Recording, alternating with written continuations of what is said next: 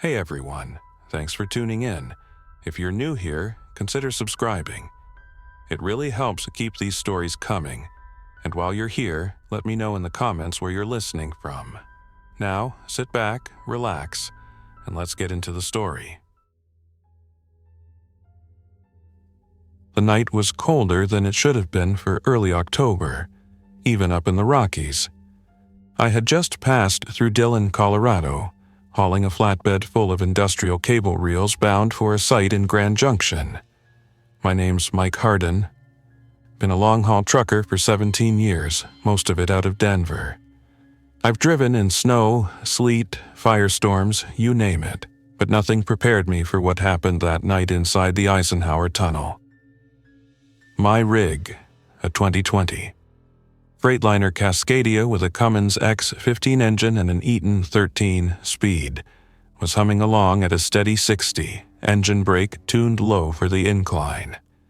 I always kept it clean, well-oiled, and stocked with the basics: emergency rations, a .40 cal Smith Wesson M and P in the glove box, legal with my permit, a Midland CB, and a full med kit under the bunk. The radio was crackling with intermittent NOAA weather alerts about high winds past Vail, but nothing unusual. The world outside the cab was peaceful, dark, and heavy with that alpine silence. I remember glancing at the clock. 2:12 a.m. That's when the static started. Not the usual fuzzy bleed from power lines or distant stations. This was different. It was sharp, distorted, like something was trying to override every frequency. Then I heard a voice, barely audible, buried in the static. One word: evacuate. I tapped the CB mic. Breaker 19, anyone getting this weird interference? Repeat, anyone receiving this? A few seconds passed. Then a voice came through, rough, maybe out of Cheyenne. Yeah, Hardin, I hear it too. Been on my end since past Idaho Springs. Real strange. That's when I saw taillights, brake lights, ahead of me in the tunnel, which never happens. Eisenhower Johnson Memorial Tunnel runs just over 1.5 miles through the mountain. 2 lanes each way. It's usually a smooth glide at night, maybe a little slow on the incline, but always moving. Not tonight. Red lights bloomed ahead like a stopped artery. A semi had jackknifed just inside the westbound bore. Looked like a tanker. From the way it had folded sideways across both lanes, I figured either the driver fell asleep or someone in front had slammed the brakes. I eased off the throttle and flipped on the hazards. Looks like a pileup in the bore, I called out on the CB. I'm stopping behind a white Ford F-250, plates from Nebraska. I could already feel the tension building. Cars behind me were stacking fast, headlights stretching back into the night. A few folks got out, stretching legs, annoyed. I hated that. People leaving their cars in a tunnel is never good. That's how accidents turn into disasters. 10 minutes passed, then 15. I flicked on my interior lights and pulled out my thermos. The coffee was still warm. I kept one eye on the side mirror, watching the small crowd near the front of the pileup. About a dozen people had gotten out now, some with phones out, others knocking on windows. No one seemed panicked, just confused. One guy even had his dog with him, a big golden retriever wagging its tail. That's when the screaming started. It wasn't a scream of fear. It was something primal. A woman's voice, shrill and raw, echoing through the concrete walls like it had nowhere else to go. Then another scream, shouts, running footsteps. I leaned out of my driver's side window just as someone sprinted past. An older man in a reflective vest, maybe a tow driver or a DOT worker. He was covered in blood. Not just splattered, soaked. He looked back toward the wreck and shouted, "Get back in your cars, lock the doors. They're biting people." At first, I thought maybe it was a coyote attack. We'd had those before, but the way he said "they" stuck with me. He wasn't talking about animals, he was talking about people. I turned the key in the ignition just in case. The dashboard lit up and I shifted into low gear, easing forward as far as I could until my bumper nearly kissed the back of a Chevy Traverse. The Midland crackled again. This is Unit 14 from Eagle County DOT. There's been an incident in the Eisenhower Tunnel. We are requesting immediate emergency medical support. Victims are aggressive. Repeat, victims are hostile. Then static. The white noise in the tunnel was deafening now. Engines idling, horns blaring, people shouting, radios cutting in and out. A young man in gym shorts and a Broncos hoodie ran past my rig, waving his arms and screaming, "Get out of here, they're eating people." Then I saw her. A woman stumbled into the beam of my headlights, maybe mid-30s. Jeans shredded at the knees, blouse soaked crimson. But it was her face that stopped me cold. Half of it was missing, torn off like wet paper. Bone visible. One eye bulging, the other gone. And she was still moving. She limped toward a group of bystanders who hadn't seen her yet. They were trying to help someone on the ground. Then she lunged. What happened next wasn't just an attack, it was a frenzy. More figures emerged from the smoke near the tanker. People covered in blood, some on all fours. One climbed onto the hood of an SUV and dove straight through the windshield. Screams followed. I slammed the door lock. The Freightliner's doors clicked shut. Inside the cab, it felt like I was watching a nightmare through glass. The people who'd been out of their vehicles were overwhelmed in seconds. One guy tried to fight back with a tire iron, swinging wildly before being pulled down. I watched his legs kick, then go still. The dog barked once, then silence. I grabbed the Smith & Wesson from the glove box and laid it on the dashboard, not touching it yet. I didn't want to make a mistake, not while I was still hoping someone in authority would show up. I tried the CB again. Breaker, breaker. This is Hardin, inside Eisenhower Tunnel westbound. We have multiple casualties. Aggressive behavior, human, possibly infected. We are trapped. Repeat, trapped. Need immediate response. Nothing. Just as I set the mic down, the lights flickered and went out. The tunnel plunged into darkness. Only the glow of car headlights remained, some flickering as batteries died. My own cab dimmed, running on internal power. Without ventilation, the air was turning metallic and thick with smoke. Then came the banging. It started soft, almost accidental. A dull thud near the trailer. Then harder. Bang. Bang. Something, or someone, was climbing up the flatbed. I could feel the weight shifting. My mirrors were useless in the dark. I reached for the dome light and switched it on just as something slapped the side window. Fast. Smeared with blood, fingers scrabbling at the glass. I didn't hesitate. I jammed the throttle. The Freightliner lurched forward, crunching the bumper of the Traverse. Tires squealed, metal bent, but I didn't care. I was trying to create space, anything to move or turn or angle out of this choke point. But I only made it 10 feet. The tunnel's ceiling had partially collapsed up ahead. Rebar and concrete blocked both lanes, probably from the tanker impact. Fires flickered behind it. Smoke rolled toward me like a living thing. That's when I saw movement near the tunnel's side wall. An access panel marked Authorized Personnel Only. I remembered from training that Eisenhower Tunnel had a maintenance crawlspace running parallel to the main bore, with hatches every few hundred feet. It was my only shot. I grabbed the flashlight, slung on my high-vis vest, holstered the pistol, and unlocked the side door. Smoke rushed in. I jumped down fast, boots hitting the asphalt with a splash of blood I tried not to look at. The screaming had faded now, replaced by the sound of slow wet footsteps and the groan of twisted metal. My boots skidded slightly as I landed. catching traction on something slick.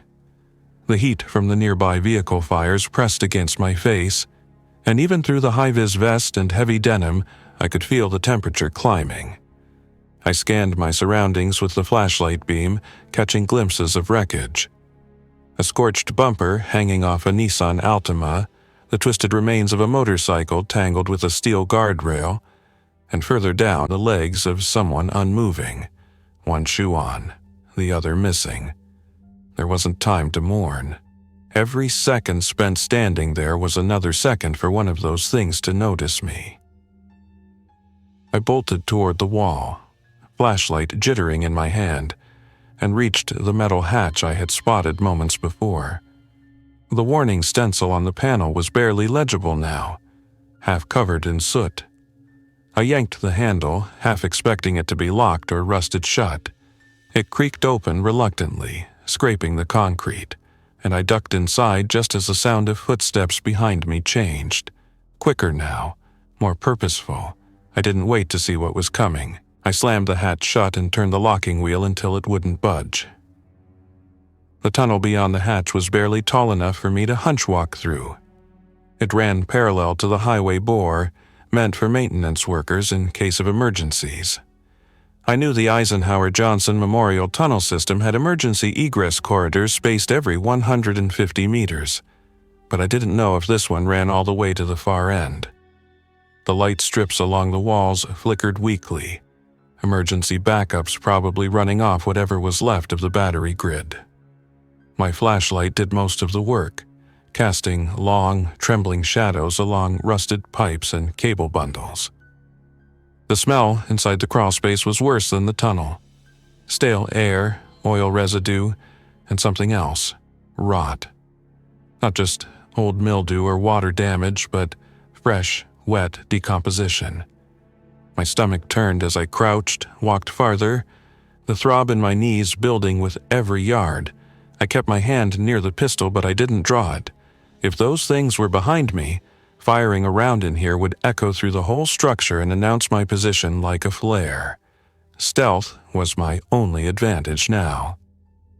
I moved maybe 50 feet before I found the first sign of life, or what was left of it.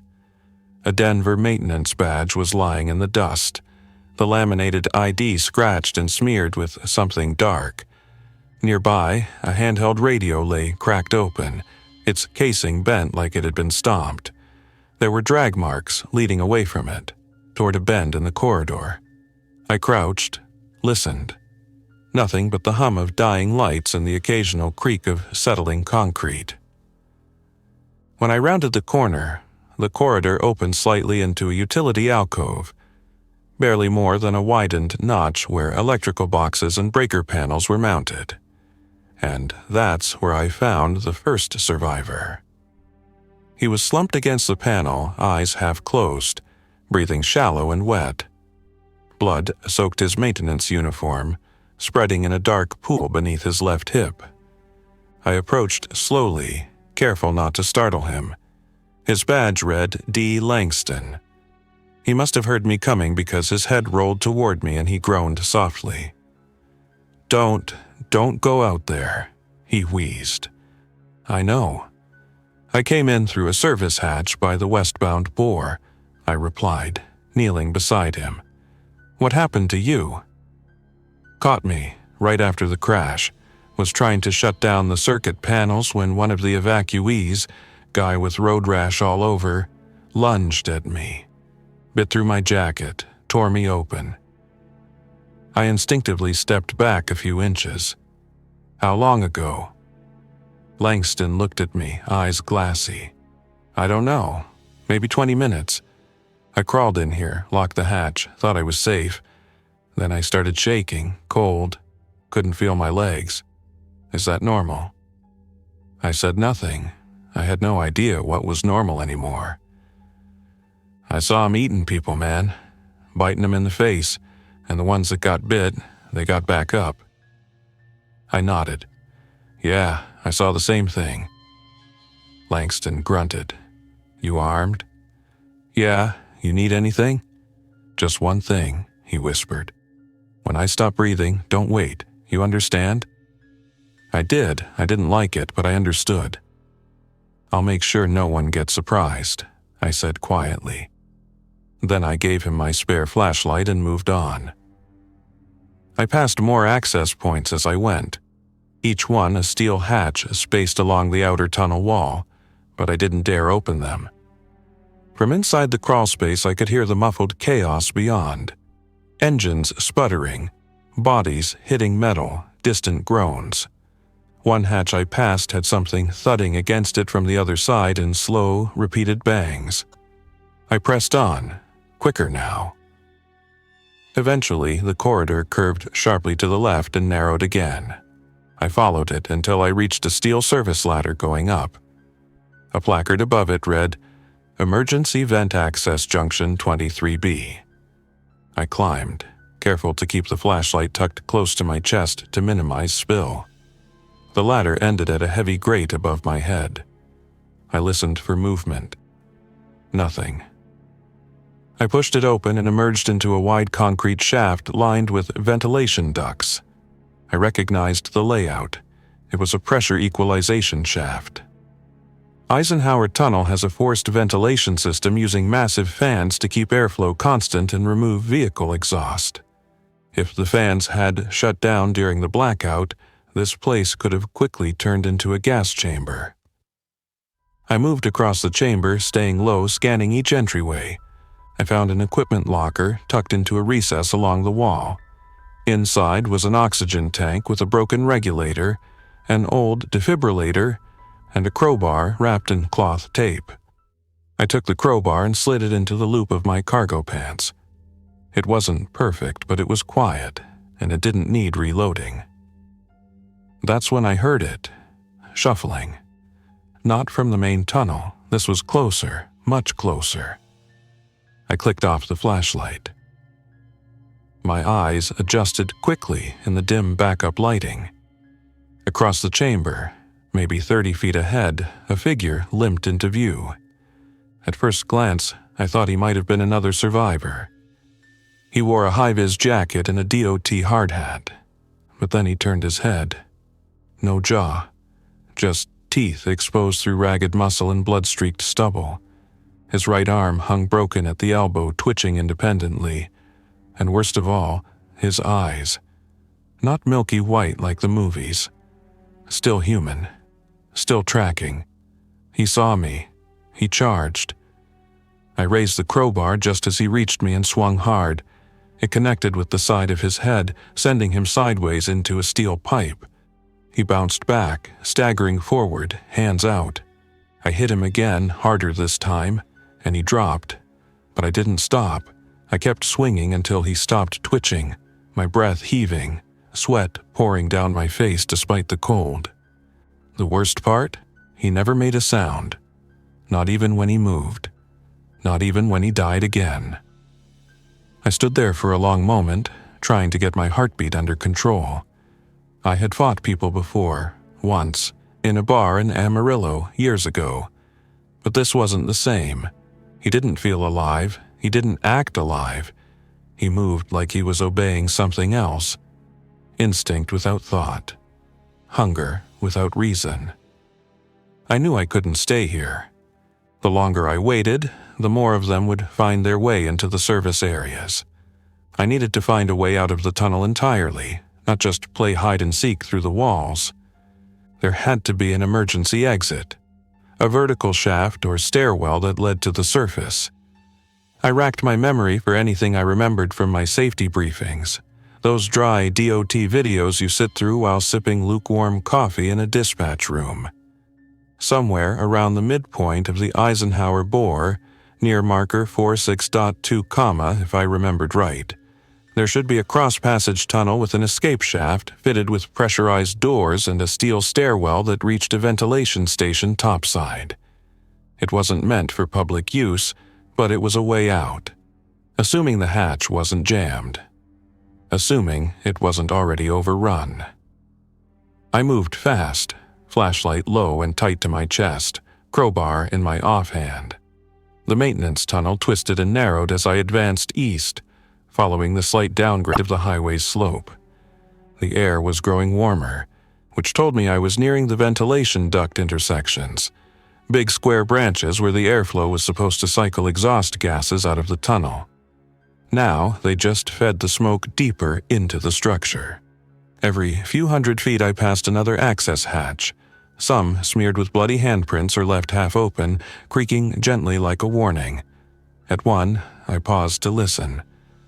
No moaning, no shuffling, just silence and the occasional groan of stressed steel. I kept going until I found what I was looking for. A wider junction chamber, half lit by flickering emergency strip lights. On the wall was a faded metal sign with block lettering. Cross Passage 3. Emergency evac access. Below it, a heavy blast-rated door with a push bar and a faded yellow triangle. The kind they only open when everything's already gone to hell. I braced myself, crowbar wedged in my belt, and pressed the bar. It gave with a squeal of warped hinges, opening into a short corridor lined with concrete and lined with horizontal vent slats. On the opposite side was a matching door, this one cracked open a few inches. Just past it, the darkness thickened again. I stepped into the cross passage. The sound changed instantly. Less echo, more pressure. I moved slowly, alert to every shift in noise. The vent slats above were vibrating faintly, like something was moving air through them from above. That was good. It meant the auxiliary fans were still running, if barely. At the far end, I peeked through the gap in the second door and saw that I was now looking into the eastbound bore of the Eisenhower Tunnel. It was just as wrecked as the westbound. A dozen or more vehicles were piled together in the midsection, pickup trucks, sedans, a burned-out charter bus. But this end hadn't collapsed completely. That gave me a sliver of hope. If I could navigate through the debris field, I might reach the far entrance and escape onto the highway. The fires had mostly burned out, leaving the corridor dim and acrid with ash. Headlights still flickered on some vehicles, their batteries draining minute by minute. But I couldn't step into the open yet. I scanned the immediate area. No movement. I listened. Still no breathing or footsteps. Just the faint hiss of leaking radiator fluid and the occasional metallic ping of cooling steel. Then a different sound came. Hard rubber soles on broken glass. Slow, deliberate. Someone or something was walking in the tunnel just beyond the bus. I held still, counted the steps. 4, 5, a pause, then 3 more. The pattern was wrong. Unsteady, like a limp. Whoever it was had an injury, or they weren't in control of their own body. Then came the smell. It hit like a wave of sour meat and infection, thick enough to taste. I knew it now. I'd smelled it when Langston bled out in the corridor, and stronger still when I fought that maintenance worker near the vent shaft. It was decay, amplified and somehow wrong, like flesh that hadn't had time to die before it began rotting. I waited a moment longer, watching the dim shadows cast by the distant headlights, and then slipped through the door. I kept low, moving quickly behind a wrecked Subaru Outback and then crawling beneath the bent rear frame of a delivery van. The broken glass under my palms sliced through the glove fabric, but I didn't stop. I worked my way forward until I was just behind the husk of the charter bus. Peeking out, I finally saw him.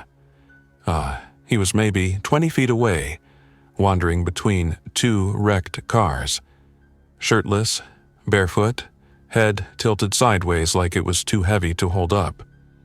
One arm swung loose at his side while the other dragged what looked like a length of pipe, or maybe a snapped-off car antenna, bent into a jagged spike. His back was torn open in 3 long gashes, the skin flapping loosely as he moved. He didn't speak, didn't moan, didn't even acknowledge the world around him, just drifted from vehicle to vehicle, pausing to stare at windshields like he was trying to see his own reflection. And then, out of nowhere, he bolted. He lunged sideways, diving at the driver's side door of a small white sedan I hadn't seen before. I realized, too late, there was someone still inside. A woman, crouched low, trying to hide. She had a tire iron in her hand and panic written across her face. She screamed as he landed on the hood and smashed through the driver's side glass with his head, not even using the pipe. She swung twice, metal bouncing off his shoulder and temple, but it didn't stop him. He reached in and yanked her forward into the broken window face first. I crawled backward on instinct, heart hammering, breath stuck in my throat. I couldn't help her. If I moved now, he'd see me. And I didn't know how many others might be nearby. I waited until the struggling stopped, until her hand dropped out of sight and the slurping, chewing sounds began. Then I ran. I sprinted down the tunnel shoulder, weaving between hoods and crumpled bumpers. I ducked past an overturned pickup with Utah plates, climbed over a van folded like an accordion, and dropped behind a burned-out FedEx box truck. Ahead, the tunnel's curve bent slightly northward, and beyond it, daylight. Faint and distant, but real, the eastbound entrance. I felt something close then, hope maybe, or just the rush of adrenaline knowing there was still an exit. But I wasn't alone. Just before I reached the final 100 yards, a noise exploded behind me, shouting. Real human shouting, hoarse and terrified. I whipped around and saw two people climbing out of a UPS trailer on the far wall, one of them limping, the other helping him move. A flare sparked in the air behind them, orange and sputtering. The light drew the infected instantly. I saw 4 of them now, maybe more, rising from the shadows between wrecks. One dropped from the roof of a trailer, landing on all 4s like a beast. Another crawled out of the open door of a minivan, body bent wrong. They were moving fast. I didn't think. I ran toward the survivors. "Over here!" I shouted, waving. "Get down and stay low." The woman saw me first. She was maybe in her 40s, lean, tan, wearing a freight carrier jacket with a torn shoulder. She helped the injured man toward me while I swept left, drawing one of the infected away. The closest one, a teenager in a torn hoodie and jeans soaked with gore, zeroed in on my shout. He charged me like a linebacker. I dropped low and swung the crowbar up from a crouch. The steel connected under his jaw, hard enough to send him flying backward into the side of a crushed Mustang. He didn't move again. By then, the others were almost on us. I took aim with the Smith Wesson and fired twice, center mass on one, neck on the other. The tunnel echoed like a gun range. The first one staggered, the second dropped, twitching. The woman reached me and shoved her partner into my arms. "Help him! I'll cover you!" We half-carried, half-dragged him past a flipped trailer and toward the tunnel mouth. The slope upward grew steeper now, the pavement slick with fluids and debris. The exit was no more than 60 yards away, faint dawn spilling down the incline. Then we heard the roar. An engine, a diesel, coming fast from outside. A Colorado DOT plow truck barreled into the tunnel mouth, chains spinning on its tires, grill caked in soot and ash. It skidded to a stop, reverse lights flashing. 2 uniformed responders waved frantically from the open tailgate. We didn't wait. The woman and I hauled the injured man, who was barely conscious now, onto the rear bed of the truck. His right leg was bent at a sickening angle, likely broken during whatever crash he'd survived. I climbed up after them, grabbing a rusted handrail just as the engine revved and the driver dropped the truck into reverse. The tires spun for a second on the greasy asphalt before catching traction, and the plow roared backward, dragging us out of that hellhole one jolt at a time. The tunnel walls began to open up, faint daylight bleeding into the corners of my eyes. The difference in atmosphere hit me instantly. the stifling metallic pressure of the underground gave way to thin, alpine air tinged with burning rubber and pine smoke. I glanced over the side of the truck bed and caught a final look at the tunnel mouth just as we broke free of its shadow. They were coming. Dozens of them. Sprinting, limping, crawling, dragging themselves across the concrete like rats from a sinking ship. They made no sound, just moved. Relentless and unnatural. Skin blistered, eyes wide and vacant. They were moving faster than I expected, their limbs jerking with too much energy, like their joints no longer worked the way they used to. As the plow shifted into forward gear and pulled away from the entrance, the lead infected slammed into the edge of the concrete retaining wall and tumbled backward, taking 2 others down with him. The rest kept coming, pouring out like ants from a split log, but the driver didn't slow down. He opened the throttle, and the chains on tires kicked up gravel and snowmelt as we tore down the pass road. The cab's rear window slid open, and a man with short gray hair and the patch of a field sergeant leaned out. His face was streaked with grime, eyes bloodshot, but steady. "You're the only ones we pulled. Anyone else behind you?" I shook my head. Nobody alive, not unless they're still buried in the wreckage. He grunted and slammed the window shut. We climbed steadily for the first half-mile, winding along the narrow frontage road that skirts the main interstate near the Loveland Pass emergency turnout.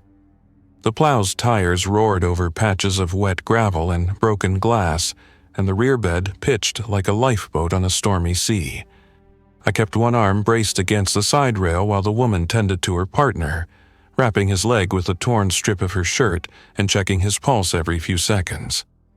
Her hands were steady, her breathing slow. She was someone who had seen trauma before, probably military or EMS. Her jacket was unmarked, but her bearing said everything. I finally spoke when the trees thickened and the howling wind took over. "Name's Mike Hardin, long-haul trucker out of Denver. You?"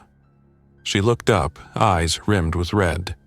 "Jacqueline Reyes, contractor for Cormark Logistics.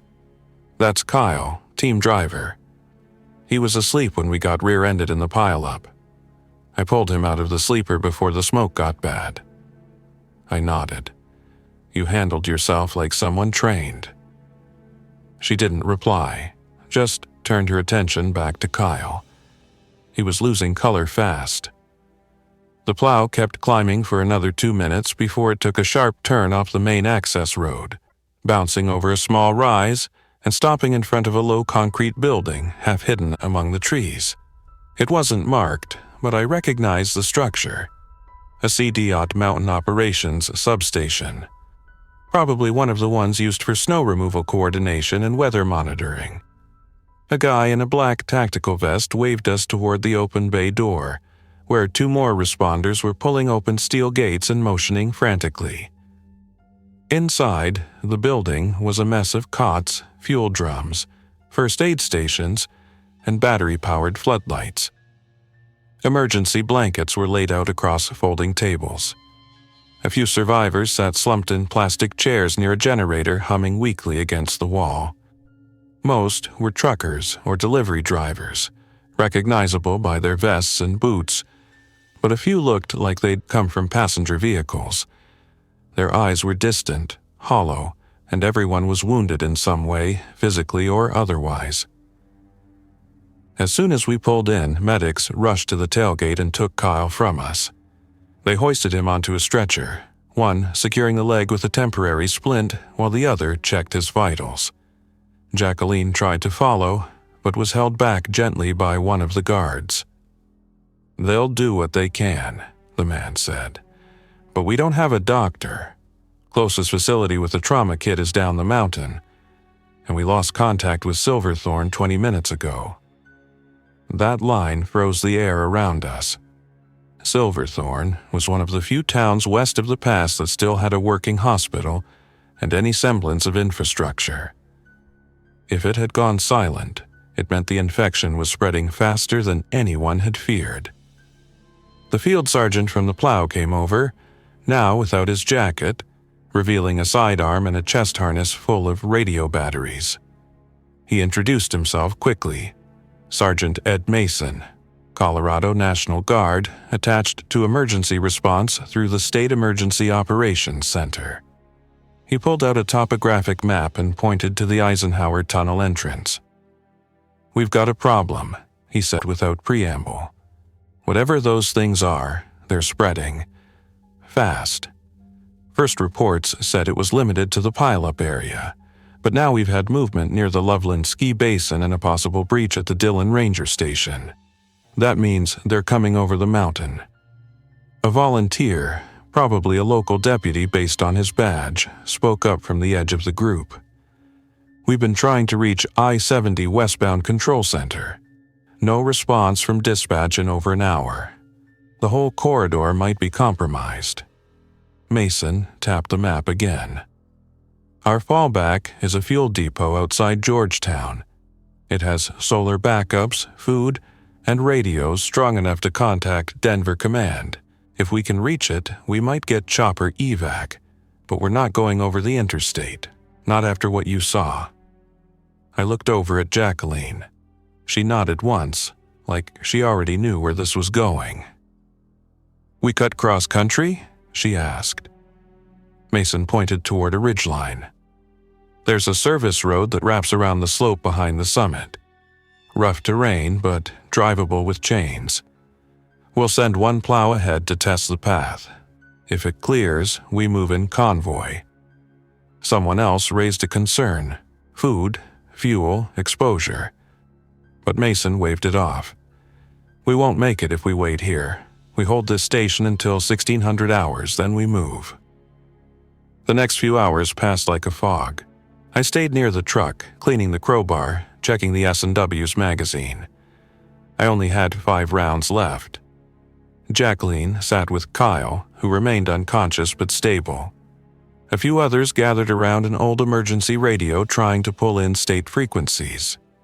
The NOAA channel kept looping the same automated warning: civil disturbance in multiple Colorado counties.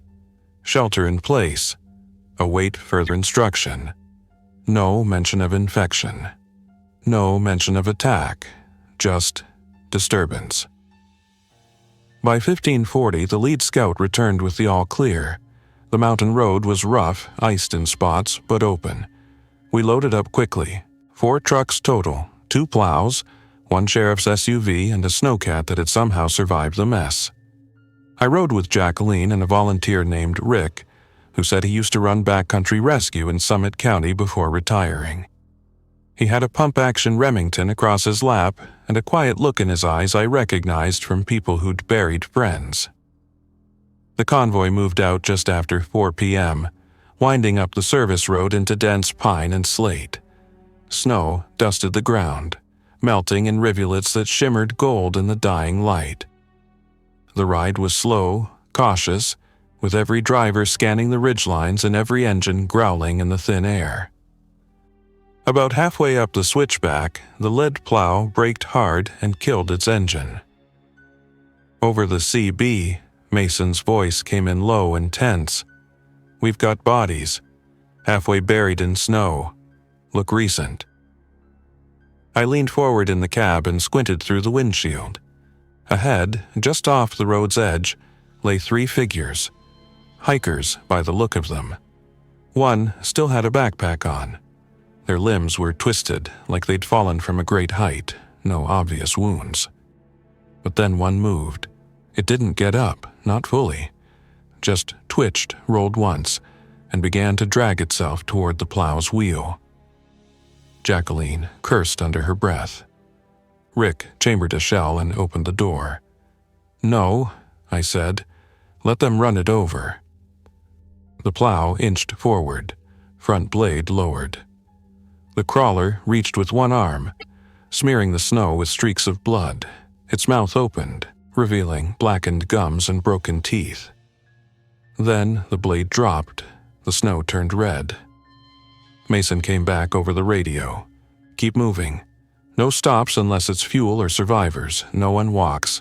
Everyone stays in the vehicle. We crested the ridge by dusk, Georgetown Valley opening below like a bowl of shadow and smoke. The depot was just visible in the far distance, a cluster of concrete bunkers and fuel silos half buried near the river. But even from up here, we could see the dark shapes moving through the valley streets. Hundreds of them. We weren't ahead of the outbreak anymore. We were inside it. Thanks for listening. If you enjoyed this story, don't forget to like and subscribe. Your support keeps these creepypastas coming. Until next time, stay alert, stay safe, and never ignore the feeling that something is watching.